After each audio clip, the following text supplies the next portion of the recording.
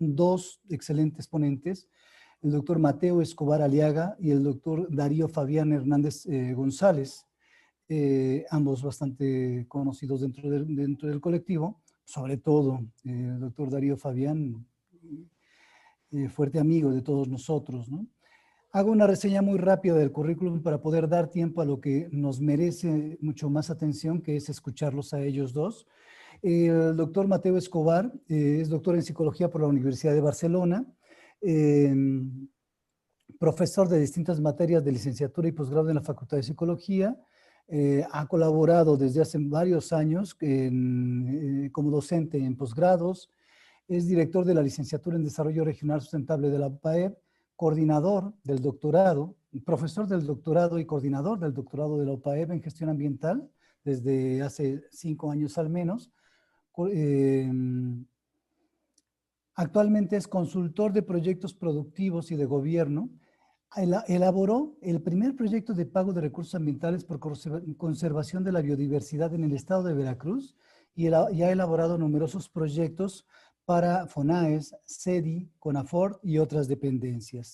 El doctor Darío Fabián, segundo conferencista magistral de esta mesa, bueno, tiene un doctorado en educación de la economía por la universidad, en educación de la economía por la Universidad La Salle de Costa Rica, en San José, en Costa Rica, la maestría en desarrollo urbano y territorial por la Pontificia Universidad Católica de Chile, la maestría y doctorado del Distrito Industrial Italiano por la Universidad de Valencia. Ha participado en el BID, en la CEPAD, en ILPES. Es especialista en proyectos y gestión urbana por la Pontificia Universidad Católica de Chile y tiene un diplomado otorgado por el ILPES en la CEPAL. Desde enero del 19 a la fecha es director del Sistema Estatal de Planeación en Serfiplan por parte del gobierno del estado de Veracruz y bueno, antes de ello se desempeñaba como coordinador del IESES, director del IESES al interior de la misma universidad. Es y era catedrático del IESES en el doctorado que desarrollamos. Universidades nacionales e internacionales y, por supuesto, en nuestra Universidad Veracruzana. Tiene una cantidad bastante importante de publicaciones y un montón de textos diversos, pero si sigo agregándolos, entonces cometeré el desacierto de no dar espacio a escucharlos. Insisto, y esa es la parte más interesante de esta sesión de las 11 de la mañana. Les pido de favor, conociendo a Darío, que cuidemos un poco el tiempo, conociendo a Darío, no es cierto, y que otorguemos un pequeño espacio en lo posible para que puedan colegas y amigos que nos escuchan y que los escuchan, poder tener un espacio de interlocución. Creo que el Tequio se ha distinguido por ello y sería maravilloso conservar esta tradición. Darío, Mateo, por favor, los escuchamos. Gracias, doctor Danú. Pues le tomé la palabra. Vamos a ser estrictos. Doctor Mateo Escobar Aliaga y tu servidor, Darío Fabián, pues vamos a hacer esta pequeña presentación con mucho cariño y con mucho respeto para toda la audiencia. Nuestra ponencia el día de hoy es sobre el manifiesto de la economía social y solidaria en esta tercera década del siglo XXI. Me honra poder presentarla con un colega y amigo, el doctor Mateo Escobar Aliaga, quien es director en el estado de Veracruz de PRONAES. Él es un amigo, un verdadero impulsor en la praxis, en la verdad, no en la simulación como algunos lo hacen, ¿no? De la economía social y solidaria, desafortunadamente. Pero el doctor Mateo es un académico, es un practicante y es congruente con los principios y valores, y por eso les vamos a exponer con esta calidad moral y ética sobre la economía social y solidaria. Sin más, yo quisiera ceder la palabra, el uso de la voz, al doctor Mateo Escobar Aliaga. Antes, doctor, le quisiera comentar a la audiencia que nuestra ponencia compartida está compuesta por 4 partes. La primera, les daremos una narrativa sobre una introducción, la tesis y antítesis, el contexto de la economía social y solidaria, como un entorno, como un contexto. En segundo lugar, les daremos algunas declaraciones del manifiesto de esta economía social y solidaria. Y un tercer elemento que es fundamental del manifiesto son los elementos psicosociales y el libre albedrío como elementos y principios importantes. Y al final, pues evidentemente daremos algunas conclusiones que son fundamentales para este trabajo. Sin más, le cedo la palabra a nuestro colega y amigo, al doctor Mateo Aliaga Escobar. Adelante, doctor. Gracias, doctor Darío. Buenos días a todos. Primeramente, quiero hacer unas ciertas matizaciones. Luego, como la cuestión de la presentación del currículum viene siendo un poco pues, de oídas, en el sentido de que no se conoce a la gente, hay algunos detalles. Entonces, quería mencionar nada más que a efectos de lo que era la UPAP, la Universidad Popular Autónoma de Veracruz, la licenciatura prácticamente de Desarrollo Regional Sustentable se extinguió en el 2010, aquí en la sede de San Andrés Tuxtla, que era donde yo estaba de director. Entonces, de alguna forma, como que mi posición actual principal es la de representante estatal de PRONAES dentro del estado de Veracruz. Y matizando el comentario que hizo el compañero, el doctor Darío, PRONAES es la promotora nacional de economía solidaria, para que no sean solo siglas, sino que sepamos de qué hablamos. De hecho, el propio Darío, gracias a Dios, está con nosotros dentro del Estado. Él es nuestro responsable de planeación y evaluación. Eso por un lado. Aparte de eso, de ese matiz, de ese detalle, yo de alguna forma estoy como representante estatal de PRONAES, del Estado de Veracruz, y esto es algo, o es una institución que tiene una cierta historia. No vamos a entrar en el detalle de la historia, pero sí quiero hacer un reconocimiento muy especial al padre Linares, Marcos Linares Linares, que fue la persona a quien conocí, que de alguna manera comenzó a impulsar todo lo que es el trabajo que he ido desarrollando en este ámbito. De hecho, les comento, por aquello de que se den cuenta de qué raro es el mundo. Yo de formación soy psicólogo y de hecho soy primatólogo. Me dedicaba al estudio de los primates. Conocí al padre Linares en el año 2010. El padre Linares es un promotor de la economía solidaria, pero de base. De hecho, ustedes pueden buscar en internet Atacheo, padre Linares, y van a ver el trabajo que él desarrolló en una comunidad como párroco en Michoacán en el año 2004, si mal no recuerdo. Es cuando comenzó. Y a partir de conocer al padre Linares, y teniendo yo otras perspectivas de trabajo totalmente diferentes, empecé a darle vueltas a la cuestión de sistematizar, de alguna forma, a un nivel académico, lo que es la economía solidaria. Durante mucho tiempo eso era algo que estaba nada más en mi cabeza. Y de repente un buen día conocí al doctor Darío Fabián. Y cuando lo conocí le dije, oye, fíjate que esto no está sistematizado. Yo pensaba, como no soy economista, pues quién sabe, a lo mejor estoy metiendo la pata. Y me dijo, fíjate que no. Y de ahí empezamos a trabajar juntos y es algo que me da mucho gusto el haber llegado a hacer como una presentación formal en este contexto, en este congreso, porque esto es la primera vez que nosotros lo hacemos y es la primera vez, yo pienso, que existe como un planteamiento totalmente enfocado académicamente de la economía social y solidaria. De hecho, ahí yo tengo mi disputa con el doctor Darío, él habla de economía social y solidaria. Yo digo que es economía solidaria, pero bueno, ya lo aclararemos de alguna forma. La siguiente, por favor. Darío. Bien. En la actualidad es obvio que el sistema económico mundial está en una crisis muy fuerte y de muy difícil solución. Normalmente a los economistas la gente los contempla como unas personas que están ahí como en un limbo, que viven en otra galaxia que no tiene nada que ver con la realidad. Pero a la media hora la economía es la base de todo.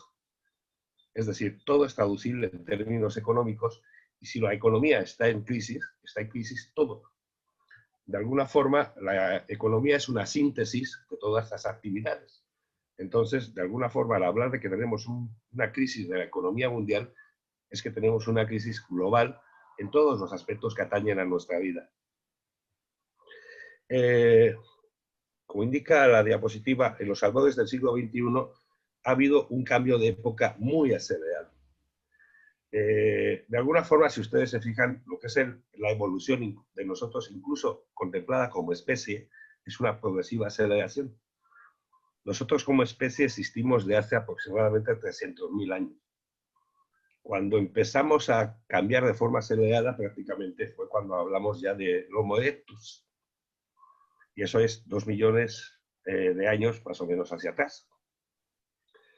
Cuando ya entramos a la fase de desarrollo cultural, hablamos ya del Neolítico, empieza a haber, y estamos hablando de 5.000 años aproximadamente, o sea, de millones de años ya pasamos a miles de años. De ahí se acelera todo, y en el momento en que ya entramos o sobrepasamos la Edad Media, se acelera más. Y con la Revolución Industrial, ya la aceleración es exponencial. Entonces, en el siglo XXI, estamos hablando de que llevamos 20 años del siglo XXI. Se ha disparado completamente el cambio de lo que es nuestra especie y de lo que es nuestra cultura. Entonces, en ese sentido, está muy bien entredicho ya el modelo social que derivó de la Revolución Industrial, que fue la inspiradora del capitalismo. Ha habido una erradicación del control gubernamental sobre la economía, es decir, de alguna forma, el gobierno, que tendría que ser el regulador de la actividad económica, se ha ido desplazando progresivamente de una forma muy vertiginosa. Es decir, pues en origen, con la Revolución Francesa, es un poco de tener cierto control de las masas populares y no de las élites, sobre todo la actividad económica y social.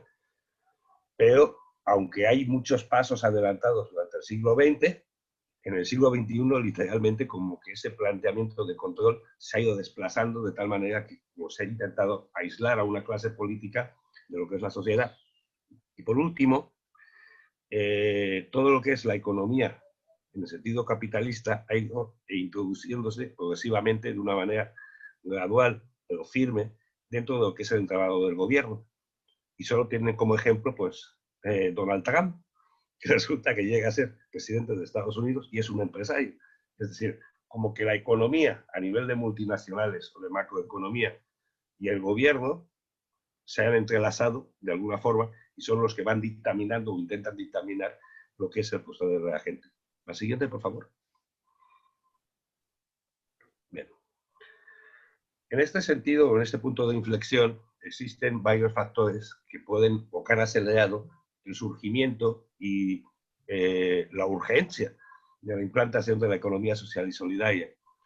Por una parte, tenemos un ejemplo a escala mundial que es la pandemia del virus COVID-19. Es decir, de repente, una situación que es de salud está afectando a la economía de todo el mundo. No vamos a entrar en cuestiones de negacionismo, de manipulación ni nada de eso, pero lo que es obvio es de que, sea como fue, el virus ha afectado mundialmente. Por otra parte, está toda la cuestión del cambio climático. Es decir, hasta los años 70, 80, parecía que la Tierra era inagotable. Pero de repente resulta que todo lo que nosotros hacemos afecta a la Tierra y nos afecta indirectamente a nosotros mismos. Obviamente, en el contexto actual académico muchas veces y de otros ámbitos en el que no se busca la integralidad, el cambio climático se intenta colocar como un efecto totalmente separado de otros aspectos, pero tiene que ver directamente con la propia acción humana.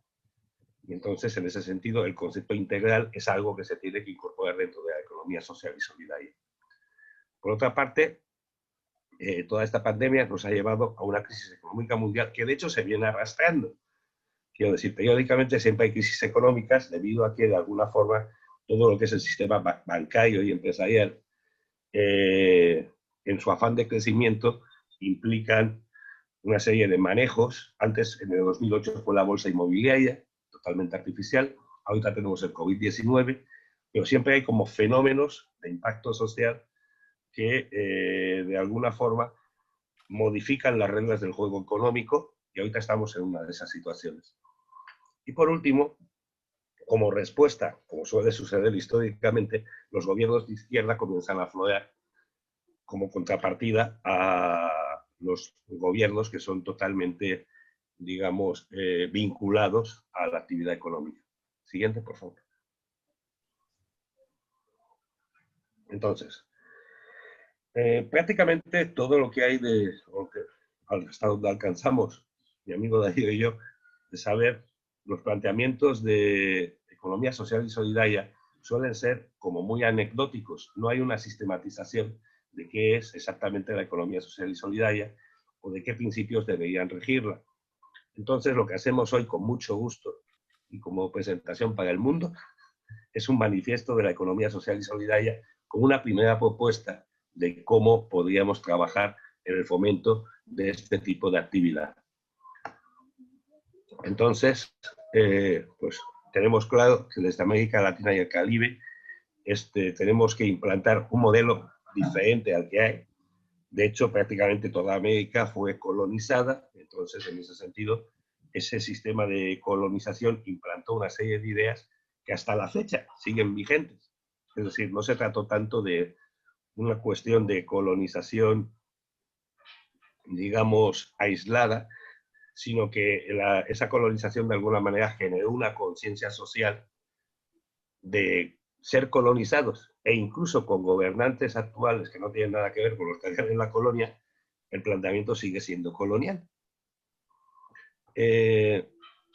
Entonces, el manifiesto comunista, Economía Social y Solidaria, ya se me fue la onda, pretende expresar que tenemos que basarnos en otro tipo de valores y que de alguna forma ese valor al que nos tenemos que basar es la solidaridad, es el apoyo mutuo. Por otro lado... Conferencia de entrar. No vino, sí soy, pero... Ya, por favor, continúa, Mateo. Hubo ahí una interferencia.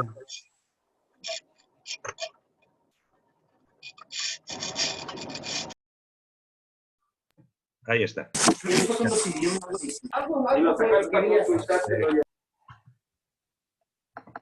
Bien, ahorita no sé por qué casi no veo el...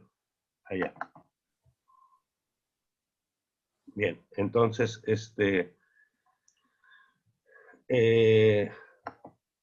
siguiendo con lo que estábamos. Es que ahorita me sacó de la presentación. Bien, estamos en la crisis económica mundial.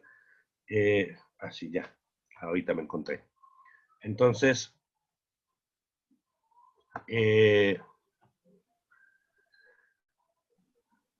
por otra parte, este planteamiento de la economía social y solidaria lo que pretende es enfocar de alguna forma el desarrollo en un planteamiento que es mucho más local e individual, no tanto focalizado sobre globalidades.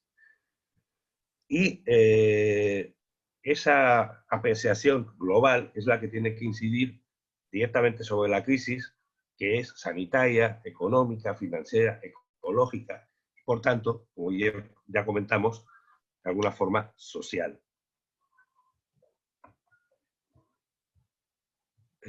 Adelante, doctor Darío, le toca a usted.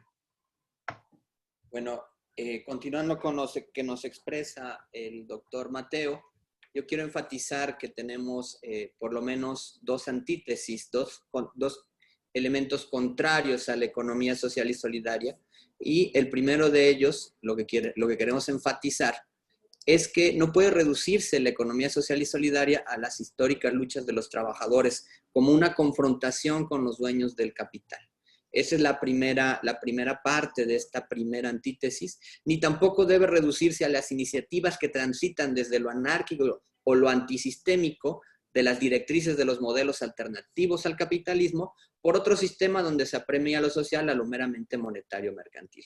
¿Qué quiere decir esto? Primero, no hay una dialéctica, una confrontación en la economía social y solidaria, simplemente enfatizamos el sentido de otredad, de la posibilidad del otro de ser auténticamente un otro diferente a mí, y que pueda haber encuentro en la diferencia. La diferencia es importante. No hay homogeneización, no hay dialéctica, sino un concepto que trata de ser dialógico, ¿no? Esta idea de la posibilidad de encuentro, de diferencia, de poder manifestar ideas diferentes y poder coexistir, no como dos realidades, sino una completa realidad donde hay una multidiversidad de ideas, de pensamientos y hay libertad. El pensamiento económico, capitalismo, ultranza tradicional impone un sistema.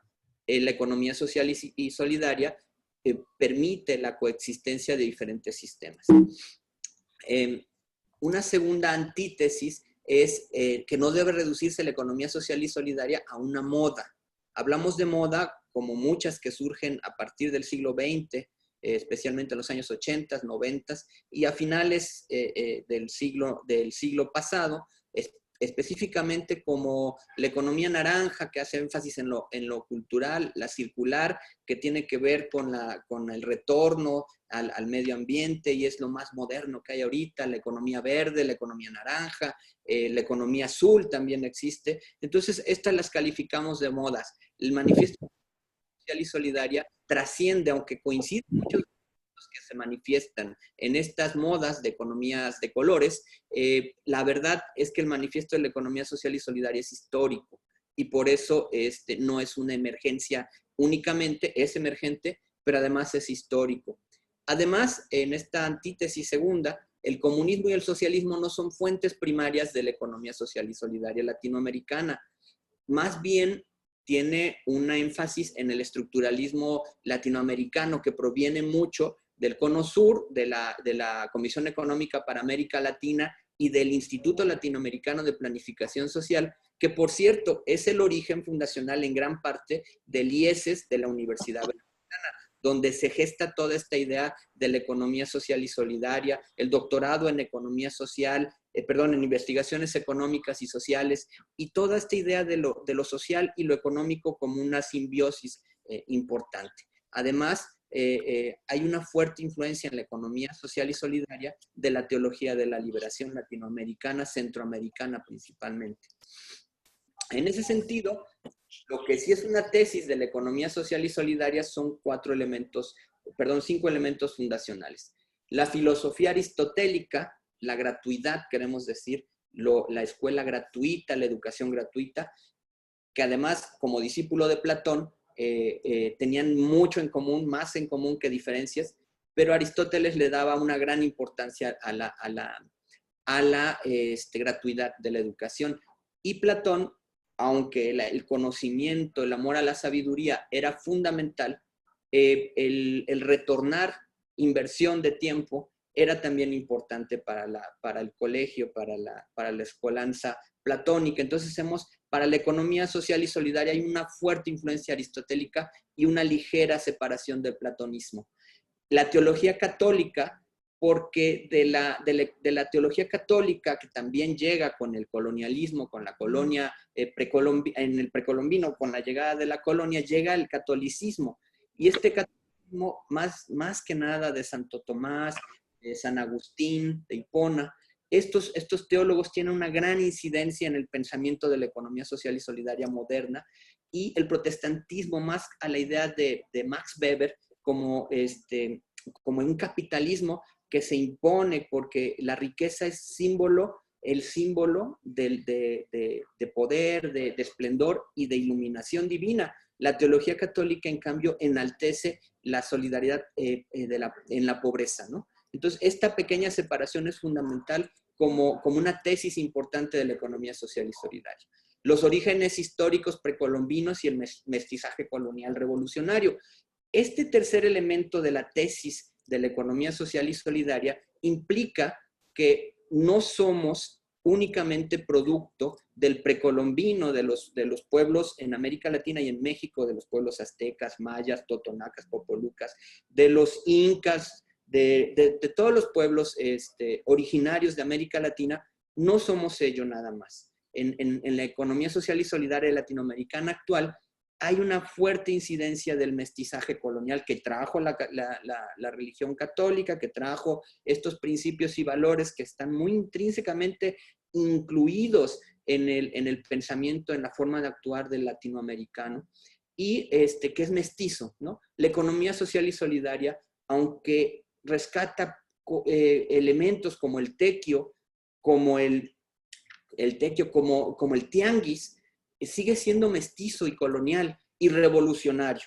Entonces, estos orígenes son históricos también, son esta mezcla, es el tercer elemento de la tesis de la economía social y solidaria que le sostenemos hoy. Y la teología de la liberación de América Latina, principalmente con Gutiérrez, con Leonardo Boff, con el padre Tatig en Chiapas, y esta teología de la liberación que permea fuertemente la sensibilidad social y económica de América Latina, es importantísima para México, para Centroamérica principalmente, y genera un elemento fundacional de la economía social y solidaria latinoamericana. Y finalmente, un elemento más moderno que es más fuerte en los años 70, con una gran mezcla en sí mismo, el pensamiento latinoamericano de la Comisión Económica para América Latina y el Caribe, la CEPAL, tiene también una incidencia muy fuerte en la parte estructuralista de la economía social y solidaria. Ese es el pensamiento, estas son las 5 fuentes de la tesis de la economía social y solidaria que les presentamos hoy en este día importante para la economía social y solidaria, por un manifiesto que les presentamos a todos ustedes. Esto se puede ver, lo que les acabo de ver, la tesis, les acabo de exponer esta tesis, se puede ver en la actualidad. Ustedes pueden ver en las imágenes superiores el tianguis de Tenochtitlán, en Texcoco, en el Valle de Texcoco más bien, cómo la evolución histórica precolombina fue derivando con el mestizaje, con la llegada de primero el intercambio entre los pueblos precolombinos que se reunían en el altiplano para llegar. Lo mismo pasaba con los pueblos mayas, antes que los aztecas. Lo mismo pasaba con los incas, lo mismo pasaba con grandes cantidad de pueblos en toda la América Latina, y con la llegada de los españoles, de los ingleses, de los portugueses a América, de los franceses, hay este mestizaje, este primer choque, este encuentro colonial que genera los tianguis y la evolución de los mercados, y tenemos hasta hoy día lo que se conoce, esta magnífica obra masiva, importante, que maneja hasta 300,000 millones de pesos al año, la central de abastos de la Ciudad de México, hecha por un gran arquitecto, Zabludovsky de México. Es esta evolución, este tránsito, donde están los mercadillos de todas las ciudades de América Latina, de México, y tenemos estos mercadillos como Tepito, como el mercado de Santa Fe, como el mercado de la Vega Central en Chile. Hay tanta evolución y tanta presencia de esta tesis que le sostenemos de la economía social y solidaria, que puede ser verdaderamente elucidante descubrir toda la historia intrínseca de esta economía que se ha mantenido, que permanece, pero que poco exponemos, poco sistematizamos.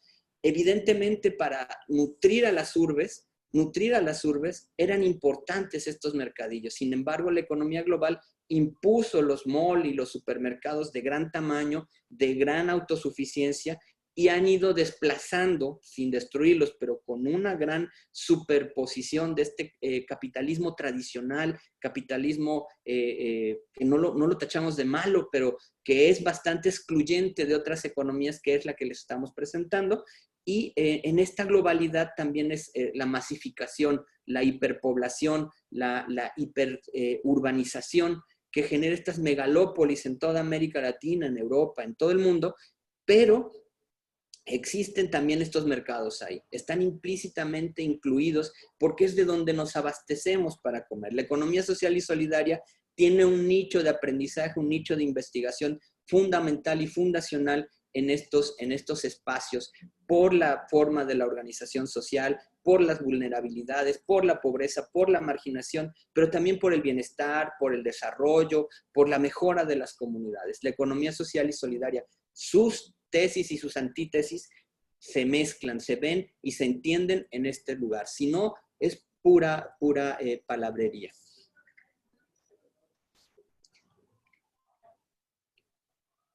A continuación vamos a hablarle, un segundo elemento es las declaraciones del Manifiesto de la Economía Social y Solidaria, y para ello le cedo la palabra al doctor Mateo.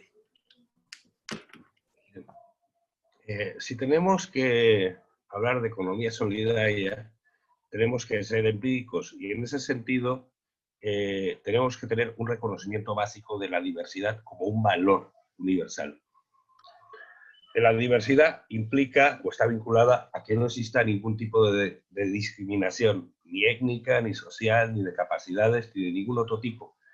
Eso limita la prepotencia o la supremacía de grupos sociales. Eso evitaría, por ejemplo, broncas como la de Estados Unidos, ¿no? De que andan ahorita en la cosa de la supremacía blanca y toda la cuestión. Eso no cabe en la economía social y solidaria. Y esa diversidad tiene un fundamento que es incluso biológico. No existen dos seres humanos iguales. Es decir, no hay dos personas iguales. Si no hay dos personas iguales y no hay, de alguna forma, una razón para excluir a alguien porque sea diferente a uno, no cabe la discriminación en ningún aspecto. Este reconocimiento de la diversidad nos inmuniza, por una parte, contra la prepotencia en cualquier ámbito de la vida, y por otro lado, nos inmuniza también contra la separación. Reconocer la diversidad implica el trabajo conjunto, porque todos somos iguales, aunque diferentes. Es decir, tenemos algo que aportar, y para poder hacer algo necesitamos conjuntarnos, y en ese sentido tenemos que generar unidades de comunidad, unidades cooperativas, unidades de trabajo, lo que se denomina o podemos denominar unitas múltiples. Siguiente. Entonces, es importante separarnos o superar de alguna forma todo lo que es la herencia capitalista que arranca con la revolución industrial. Dense cuenta de que existe un valor, un mal valor desde mi punto de vista, que es el concepto de individualidad. Es decir, cualquier persona, en realidad, cuando piensa en el bienestar, piensa en su bienestar. Y de alguna forma eso está muy enfatizado desde el punto de vista capitalista. Si alguien tiene éxito él. O sea, hay un sentido de competencia que a niveles de nuestras vidas y que de alguna forma se derivan precisamente de ese planteamiento de capitalista de pensamiento. Por otra parte, tenemos que superar los nichos ecológicos económicos. ¿Qué queremos decir con eso? Que de alguna forma, en la actualidad, existe una identificación de fuentes de dinero, nada más, pero no una identificación de aspectos que tengan que ver con la superación personal o el desarrollo. Lo que se buscan son fuentes de dinero. Entonces, esas necesidades, que son necesidades humanas, en última instancia, están desde un punto de vista económico enfocadas como fuente de dinero. Y de hecho, dentro del marketing, a efectos de venta, lo primero que se genera es una necesidad, pero es una necesidad que uno asume como una necesidad biológica o social, pero que en última instancia el marketing transforma en una necesidad de dinero, pero para el empresario. Por otro lado, tenemos que cambiar nuestros hábitos de consumo, tenemos que rebasar la obsolescencia programada, entonces enfocarnos en servicios o tipos de industrias que de alguna forma tengan una perdurabilidad, o asociar esta obsolescencia de alguna forma con formas productivas que sean, digamos, que tengan una proyección a largo plazo. Por otro lado, la producción no es un elemento divisible. O sea, nos ha hecho creer desde los años 80 que la gran maravilla del universo es el outsourcing. El outsourcing en el sentido de que se va partiendo toda la unidad productiva en trocitos y cada quien va ganando su parte. Entonces resulta que hay uno que hace la limpieza, hay otro que comercializa, y otro que se dedica a no sé qué cosa, y cada uno es independiente de los otros y tiene su propia utilidad. Entonces, por ejemplo, el outsourcing es una de las fuentes primarias de la gran pobreza rural. ¿Por qué? Porque como tiene que sacar partido el intermediario, tiene que sacar partido el transportista, tiene que sacar partido el comercializador, al que le pagan poco es el que produce, y sin el que produce no hay nada. Pero el outsourcing se ha encargado de alguna forma de cambiar la lógica de lo que es la producción. Y en definitiva tenemos que salir de la lógica de la competitividad, que en principio es planteada como productiva, pero que en realidad está proyectada a todos los ámbitos de nuestra vida. A cambio, tenemos que empezar a generar sistemas de producto que vayan desde la producción primaria hasta la comercialización de una forma integral.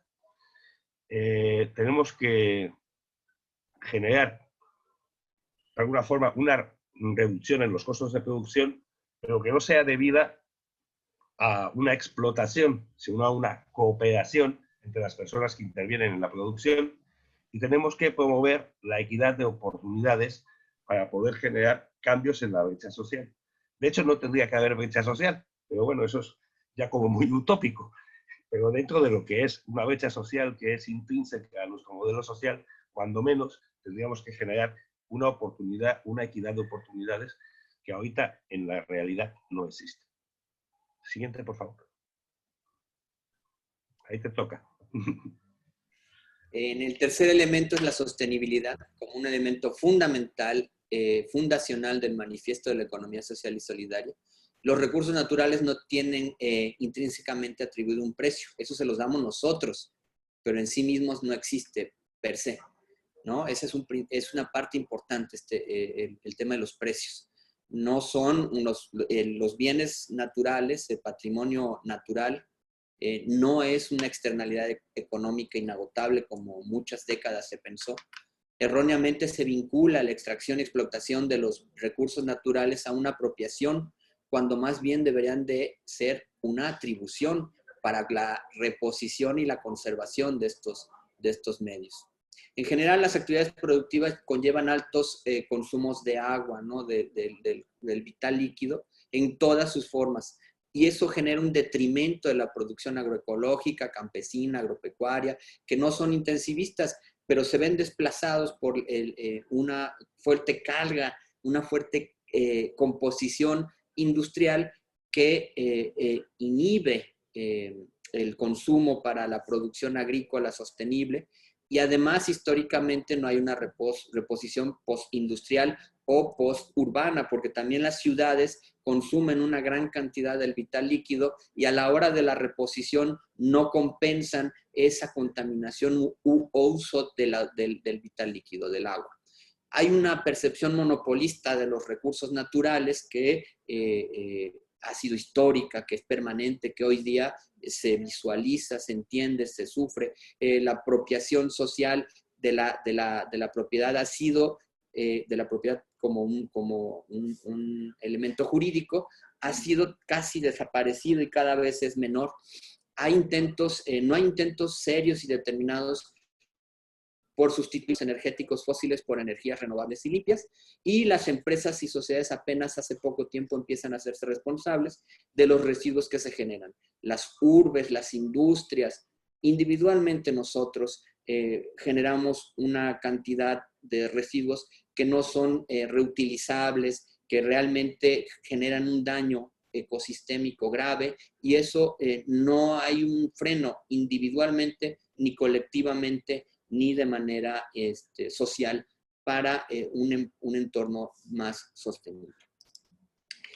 Un elemento que es tal vez el más importante de los que hemos mencionado es el tema de la educación.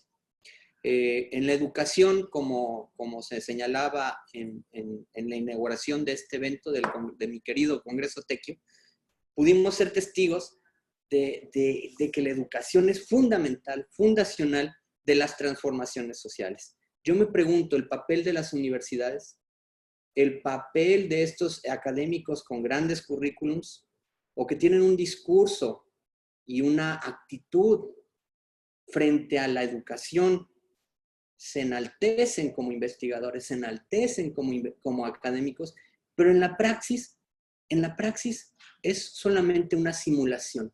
Eso abunda en la educación universitaria, abunda en nuestra educación en general, desde la educación básica hasta la educación universitaria de posgrado.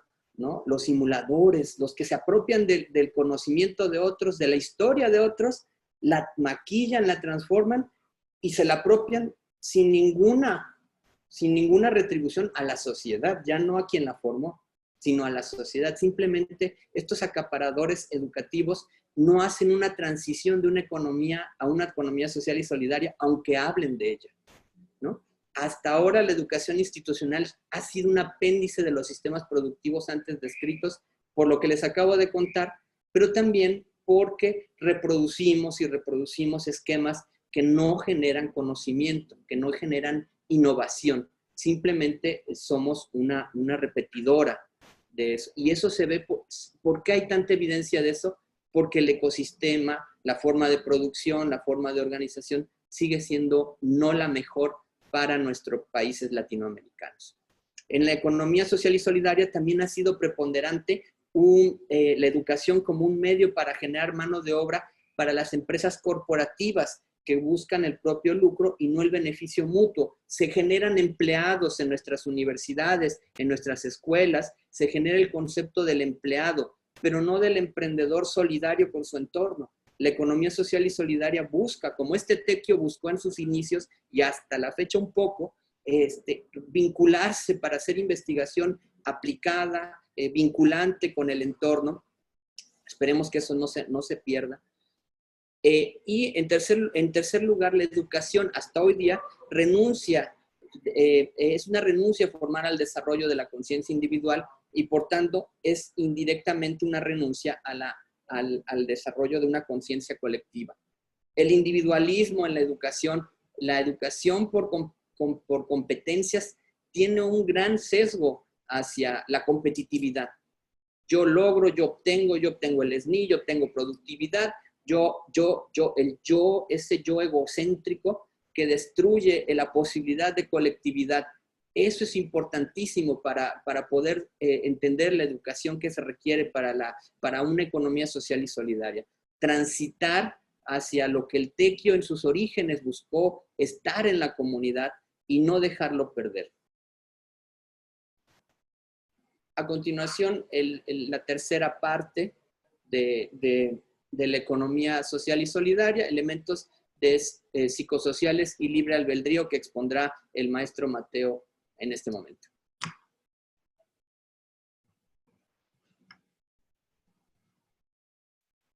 Doctor Mateo. Perdón que intervenga, Darío. Perdón. Tienen aproximadamente 14 preguntas en la fila.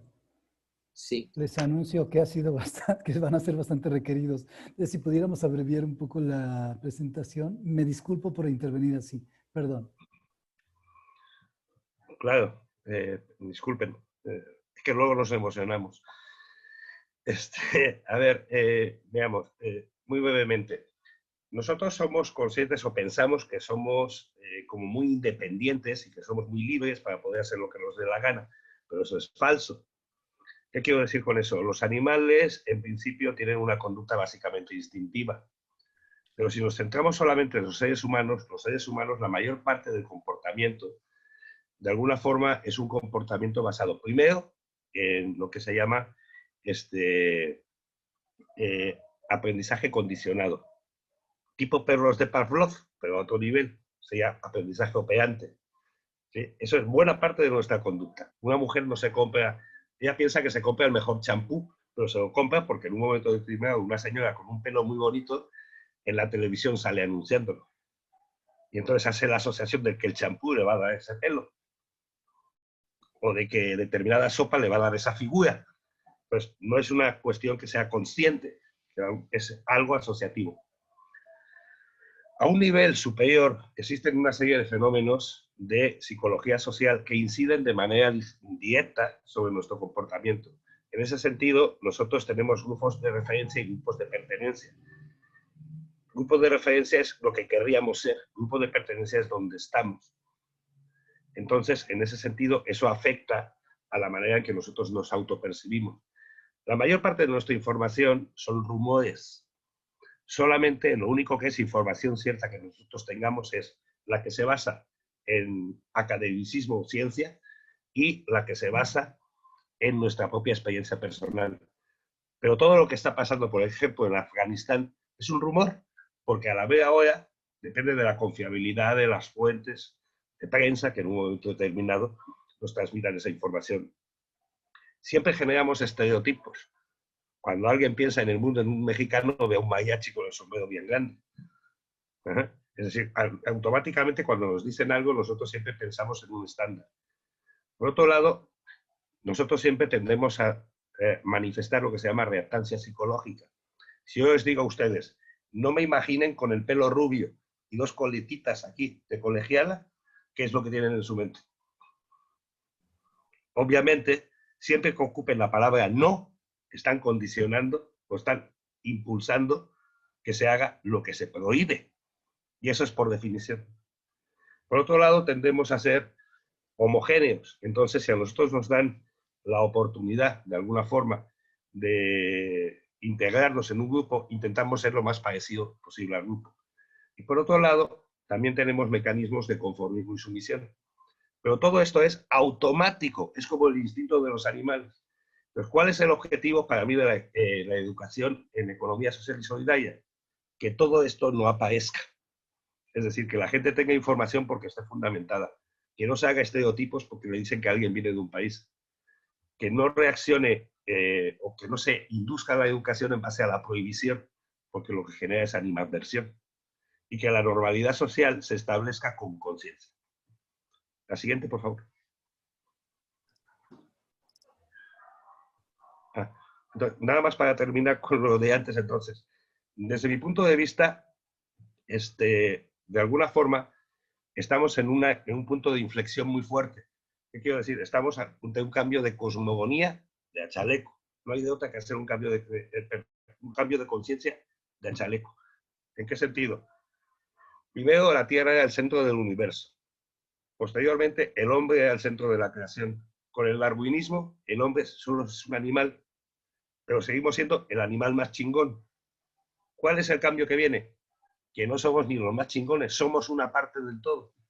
Por eso la economía social y solidaria tiene que incorporar aspectos ecológicos y tiene que incorporar a la colaboración con los otros seres humanos. Gracias, David. Gracias, doctor. Voy a obviar muy rápido las conclusiones para dar pauta a las preguntas. Si me permiten, el tequio tiene que ver con un decolonialismo cultural. Ojalá no se olvide ese principio, es decir, tenemos historia, somos una historia, no es el tequio no es el día de hoy. El tequio es una historia de más de 15 años que se fue construyendo con experiencias educativas que regresaron la vida académica y la forma académica de un instituto, pero también de una universidad. También hay una institucionalización como gobierno ciudadano. La educación no es prioritaria, ni el gobierno es propiedad de alguien. Realmente lo que necesitamos es una vinculación con el entorno. PRONAES, por ejemplo, del doctor Mateo, con todo el equipo a nivel nacional, es un ejemplo. El tequio es otro ejemplo. Si sumamos fuerzas y no nos aislamos y no nos apropiamos de lo que no nos corresponde, podemos generar una evolución y una sistematización valiosa, no por egoísmos ni egocentrismos, sino por una transición civilizatoria y de gobierno y de planeación ciudadana. La planetarización y la heterogeneidad en la universalidad humana se tiene que ver en la universidad. Esta es una imagen rotunda, concreta, de lo que es una economía social y solidaria. PRONAES, la Universidad Veracruzana y cientos de iniciativas que tienen que ser sistematizadas, que tienen que ser coincidentes en sus diferencias y en sus territorialidades muy importantes de que ocurran. Gracias a todos ustedes. Muchos de ustedes han participado en los tequios anteriores. Me dejó una gran experiencia escuchar la introducción a este tequio de este año. Aprendí muchísimo gracias a lo que dijeron las autoridades. Identifiqué cuál es la universalización que ellos consideran y cuál es la universalización que habla la economía social y solidaria. Yo les agradezco en nombre del doctor Mateo y de su servidor que hay que sistematizar la educación, no nos olvidemos de ello, y le cedo las últimas palabras al doctor Mateo. Gracias.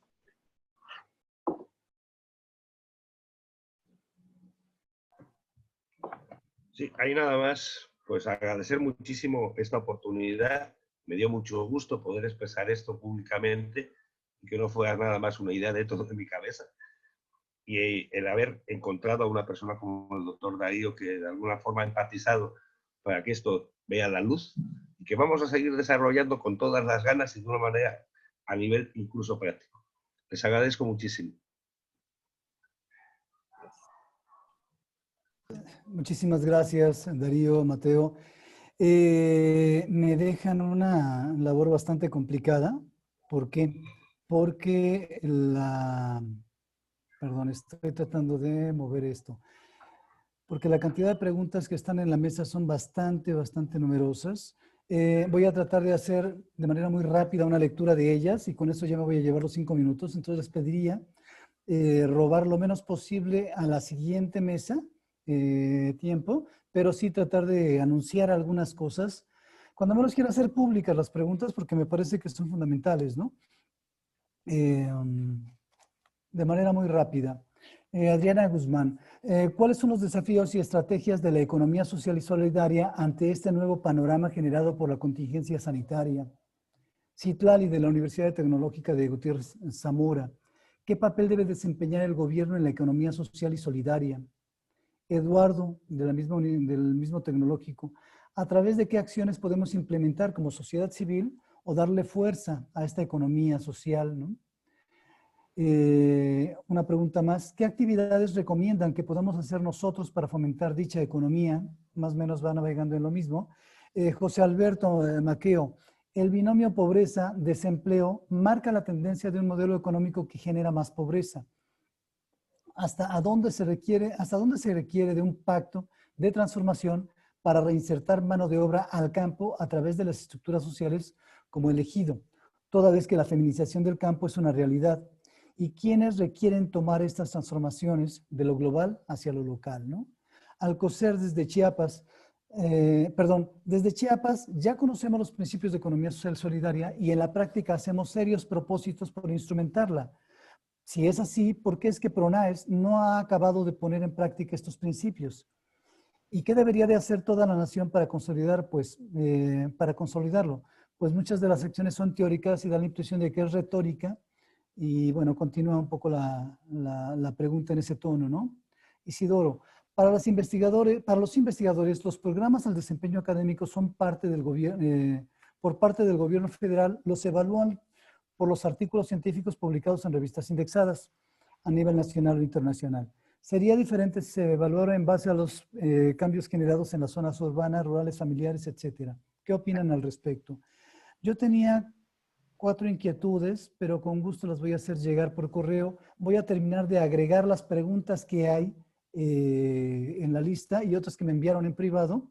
Y Darío se las haré llegar a ustedes y esperemos que en algún espacio de Facebook se puedan incorporar en lo posible las respuestas. Sé que sí lo van a hacer porque los conozco a los dos, sobre todo a Darío, pero robamos unos minutos de la mesa siguiente, 2 minutos, y yo no me quiero ir sin escuchar a Darío y a Mateo acompañando un poco estas tendencias, estas inquietudes, ¿no?